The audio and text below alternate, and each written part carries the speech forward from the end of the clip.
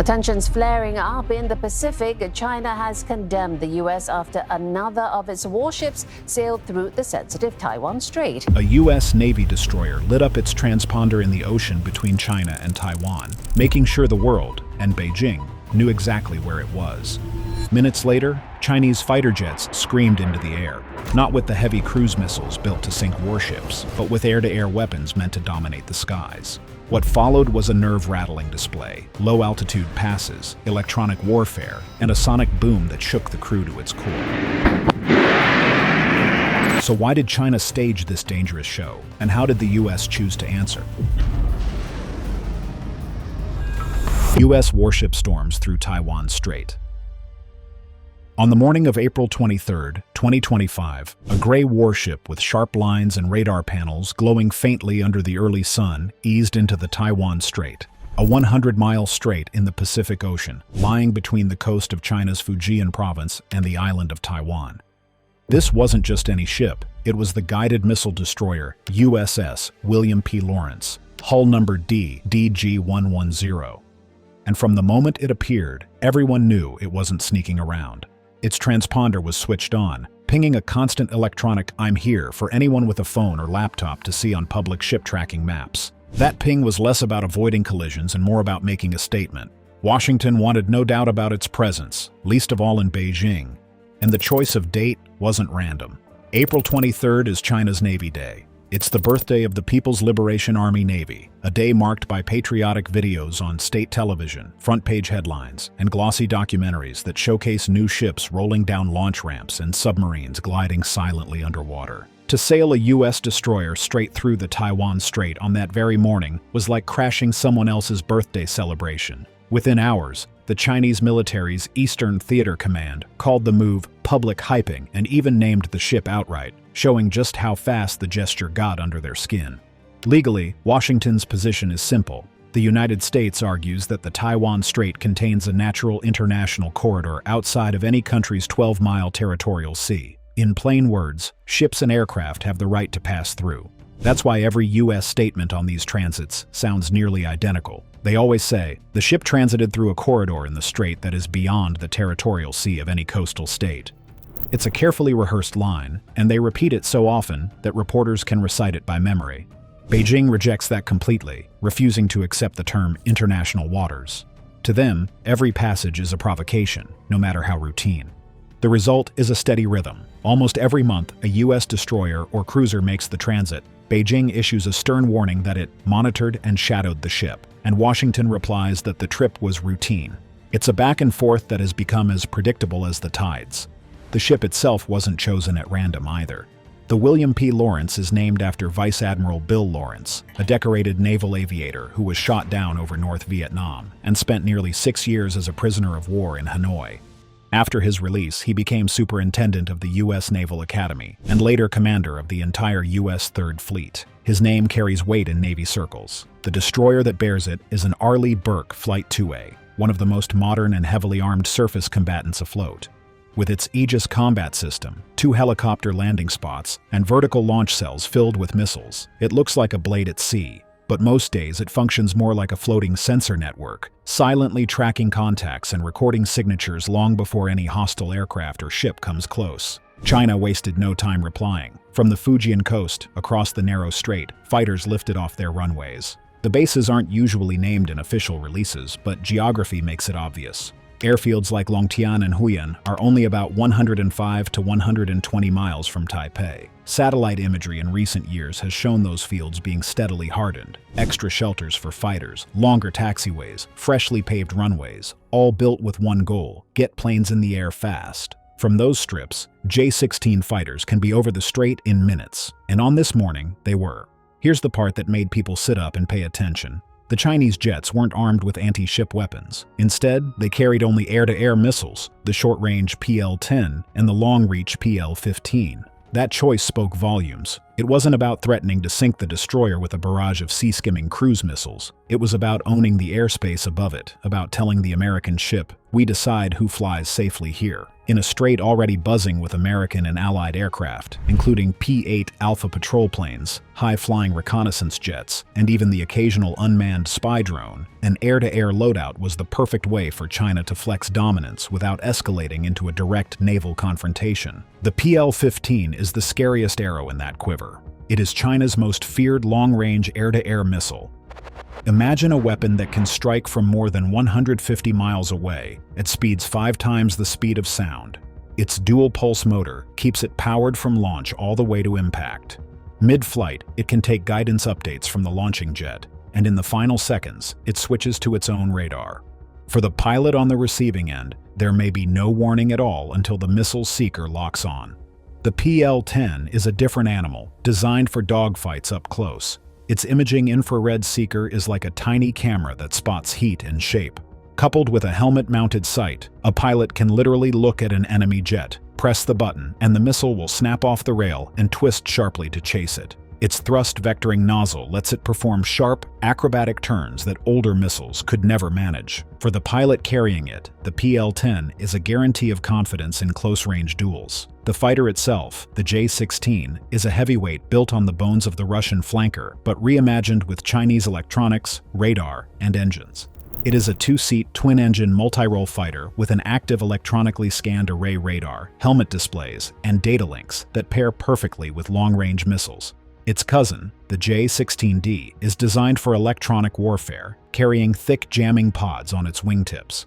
That version strips out some standard gear in favor of electronics designed to blind radars, a mirror image of the US Navy's EA-18 Growler. Even when only the standard J-16s show up, the hint is there. These jets can bring electronic tricks to the fight. On the American destroyer, the Aegis combat system was awake and watching. Its ANSPY-1 DVICTOR radar uses 4 massive octagonal panels mounted high on the superstructure, each one pushing out energy constantly, tracking hundreds of targets at once. This version is designed for coastal waters, able to sift through shoreline clutter and fishing boats to find small, fast contacts. In a narrow strait crowded with land and ships, that kind of vision is priceless. Those radar tracks feed directly into the ship's combat system and the arsenal below deck. Inside the vertical launch cells are long-range standard missiles, medium-range Sea Sparrows, and even rocket-launched torpedoes for submarines.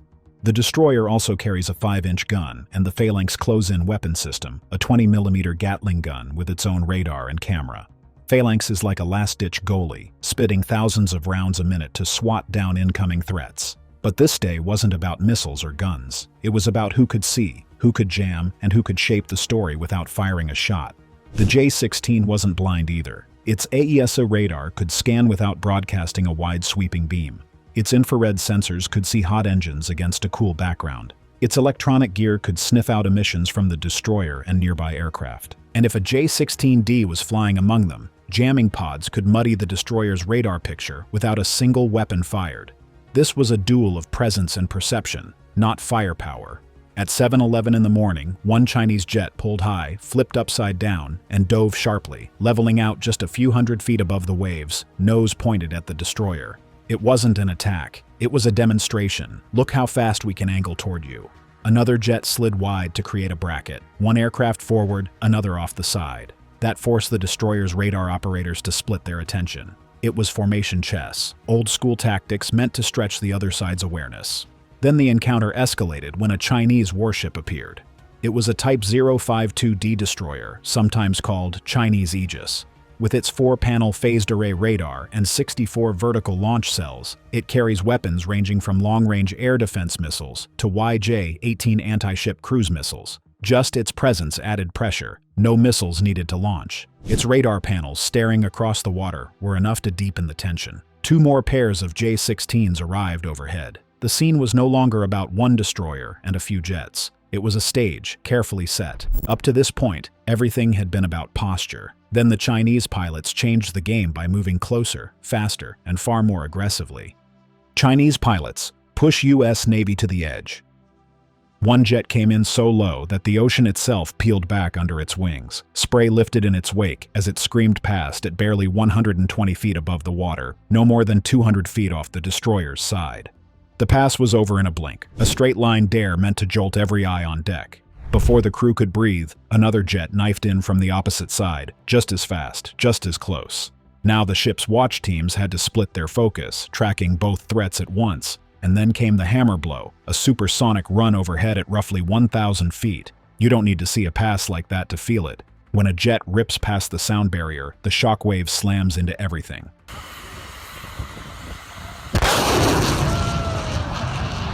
Steel bulkheads shiver, loose metal chatters, coffee cups jump, conversations cut off mid-word because the air itself cracks like a giant whip. The point of that boom isn't destruction, it's dominance.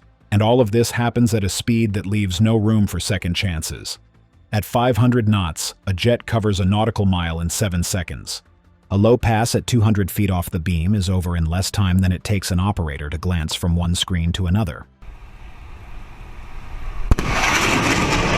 A single gust of wind, a miscalculation of closure, or a late radio call could turn that theater into a collision of steel and jet fuel. International safety guidelines exist for a reason. The risk climbs exponentially when fighters dip low over another nation's warship, and a sonic boom simply sharpens that edge. If it felt familiar to the sailors and watchstanders, that's because they've seen this playbook before. In May of 2023, the U.S. Indo-Pacific Command released cockpit video from an American RC-135 reconnaissance plane shadowed by a Chinese J-16. The Chinese fighter sliced across its nose at close range, throwing the heavier jet straight into wake turbulence. The footage wasn't ambiguous. You could see the American aircraft bounce, rattled by the wash. The official report called it unnecessarily aggressive, which is the Pentagon's polite way of saying dangerous stunt. Just months before that, in December of 2022, another Chinese fighter, this time a J-11, slid so close to an RC-135 that the distance shrank to about 20 feet off the nose and 10 feet off the wing. That's closer than most drivers get when they pass on a highway. Australia has seen it too. In May of 2022, one of their P-8 Alpha patrol planes flew a routine mission over the South China Sea. A Chinese J-16 intercepted it and dumped a cloud of chaff right in front of the Australian jet. Chaff is thin strips of metal meant to confuse radar, but here it got sucked into the P-8's engines. Canberra called the maneuver very dangerous and filed a formal complaint. Then, in February of 2025, Australia reported that another J-16 fired flares within 100 feet of a P-8 Alpha. The details change from incident to incident, but the thread is the same. Intercepts designed to push, to rattle, to make crews sweat. So why didn't the destroyer fire back this time? Why no missile lock, no warning shot, no desperate interception? The answer lies deep inside the U.S. rules of engagement, the invisible playbook that commanders live and die by. Everything starts with two triggers: hostile act and hostile intent. A hostile act is simple. It's an attack. Weapons fired, damage inflicted. That line is clear. Hostile intent is trickier. It means an imminent threat of attack, and the keyword is imminent. Not possible, not scary, but a direct signal that an attack is about to unfold. That bar isn't set by gut feelings. Commanders look for specific cues: radar modes shifting to targeting, missiles locking, flight paths diving into launch range. A close pass or a boom overhead doesn't cross the line unless it telegraphs an attack about to happen. Without that line crossed, the rules demand restraint. That doesn't mean the ship sat idle. Inside the Combat Information Center, every operator was busy. Radars tracked bearing, range, altitude, and closure rate. Computers spun fire control solutions in the background, ready to cue weapons from long-range interceptors down to the last-ditch gun. When the deck trembles under a boom, when metal rattles, when adrenaline begs for a response, restraint is harder than aggression. But it's what the rules demand, because those rules are designed to prevent accidents from spiraling into wars. That's why international guardrails exist, at least on paper. In 2014, 21 Pacific navies agreed to the Code for Unplanned Encounters at Sea, or CUES. It laid out simple steps: standard radio phrases, predictable maneuvering, signals designed to calm situations before they got hot. But CUES is voluntary. It doesn't apply to coast guards, and it doesn't bind air forces. Even for navies, it's not a treaty. There's no punishment for breaking it beyond professional embarrassment and strained calls afterward.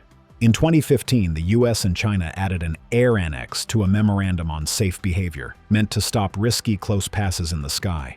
On paper, that should have helped. In practice, trust rises and falls with politics. When military talks freeze, paper guidelines don't mean much. Pilots still find themselves nose to nose, making split-second choices that no memo can control. Eventually, the pressure began to bleed off. After the close passes and the supersonic boom, the Chinese formation shifted. The lead fighters pulled nose up and climbed back into higher air. Seconds later, the rest of the jets spread out and climbed higher into the sky. There was no taunting radio call, no dramatic wave, just a widening gap of altitude and distance. Down on the water, the Chinese destroyer that had been keeping watch adjusted its course. Instead of cutting across or angling close, it slid into a parallel line.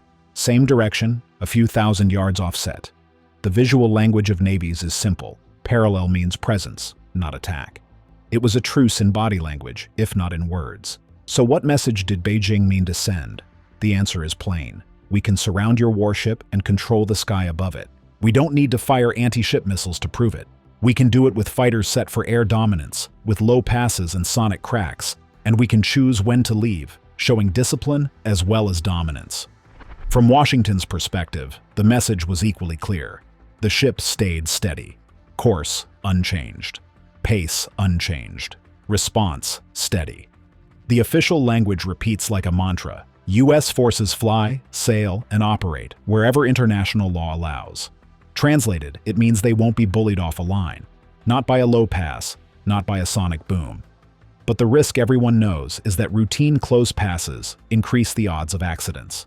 In 2001, a Chinese J-8 collided with a U.S. EP-3 near Hainan, killing the Chinese pilot and forcing the American crew to make an emergency landing. That was a different era, but the ingredients were the same. Close intercepts, sharp angles, and seconds of miscalculation. In recent years, the frequency of unsafe intercept reports has gone up, and so have warnings from officials. The uncomfortable truth is that this is what messaging looks like now. Those flybys make headlines, but the real danger comes if tensions tip into war and the strait itself gets shut down. Why a Taiwan Strait war would hurt everyone. The South China Sea carries close to 1/3 of global shipping. Tankers of oil, stacks of raw materials, and finished goods sliding between the Pacific and Indian Oceans. All of it funnels through the Taiwan Strait. That narrow channel is not just a regional shortcut, it is one of the busiest sea lanes in the world. Analysts estimate that in 2022 alone, over $2.45 trillion worth of goods moved through those waters. In 2023, more than 1,200 ships were crossing it every single week. Nearly half of the planet's container fleet depends on that strait. If it ever closes, the shock is not just Asia's problem, it hits wallets everywhere. And then there is Taiwan's other role. It is not only an island, it is the heart of the global chip industry. Taiwan makes almost all of the most advanced logic chips on Earth, the kind under 10 nanometers wide that power phones, servers, and fighter jets.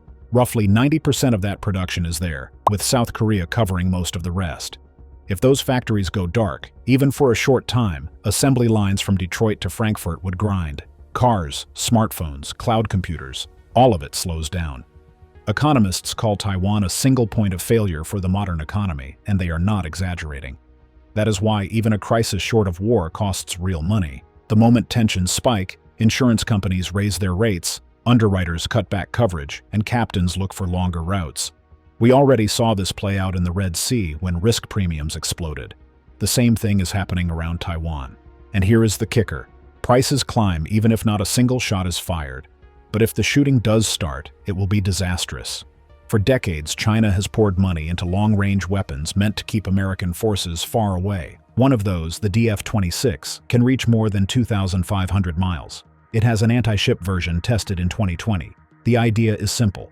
Fire salvos at airfields, ports, and warships, while cyber attacks and jamming try to blind radars and cut communications. It does not guarantee hits, but it shapes the opening hours of a fight. Independent wargames have tried to play this out. The Center for Strategic and International Studies ran 24 simulations of a Chinese invasion in 2026. In most cases, China failed to hold Taiwan, but the cost was staggering. Defenders lost dozens of ships, hundreds of aircraft, and tens of thousands of troops. Taiwan's economy was wrecked. China's losses were also brutal, with fleets of ships sunk and entire air wings destroyed. The point was not to declare a winner, but to show the math. Everyone loses. And the danger is not theoretical. Even now, intercepts are getting sharper. Chinese jets have cut dangerously close in front of American reconnaissance planes. tossed wake turbulence across cockpits, and even fired off flares and chaff right in front of patrol aircraft. Each of those close calls piles on risk. The more often it happens, the more likely one mistake sets off a spiral. If war ever broke out, the economic shock would land fast. For China, blockades would choke off oil and raw materials and strangle the factories that keep its economy humming. For the United States and its partners, the hit would come in chips, shipping costs, and shaken markets. Shelves missing electronics, back orders for industrial gear, higher prices on anything with a processor. Analysts estimate trillions of dollars at stake, even before sanctions and capital flight hit. Both sides know this, which is why the spending keeps rising. By 2024, global defense budgets hit a record high, and the United States and China together made up nearly half of that. All of it buys missiles, ships, radars, and logistics. But more than that, it buys time. Time to signal, time to train. And maybe, just maybe, enough time to stop the next close call from sliding into a war neither side can control. What played out in the Strait wasn't the first test of USS William P. Lawrence. To really understand the destroyer, you have to look back at the long trail of missions that came before. The wild missions of USS William P. Lawrence. The USS William P. Lawrence isn't just another gray hull in the U.S. Navy. Launched on December 15, 2009 in Pascagoula, Mississippi, and commissioned on June 4, 2011 in Mobile, Alabama, it settled into San Diego by midsummer and got straight to work. From the start, the ship's tempo was relentless. Rescues, patrols, freedom of navigation runs, drug busts, disaster relief, and hard training with allies. Its first big run west came in early 2013, on March 11th, while threading the Strait of Smoke on the horizon. A small boat was burning. Sailors poured onto the decks, launched small boats, and stayed on scene in tight, busy waters until they were sure no one was left. Weeks later, in the Sea of Oman, the ship teamed with the French frigate Montcalm on 2 separate distress calls from local fishing boats. On another day, American sailors boarded a towed vessel and found a crew beaten up by infections, poisonous fish stings, and a man with a serious abdominal wound. The Americans passed over medicine and supplies, then went back to patrol. That fall, the Red Sea turned rough. On September 22, 2013, an MH-60S Nighthawk had just landed on deck when a heavy sea broke across the starboard side and shoved the helicopter overboard. No warning, no time to think, just the ocean reminding everyone who's boss. 3 years later came a headline transit.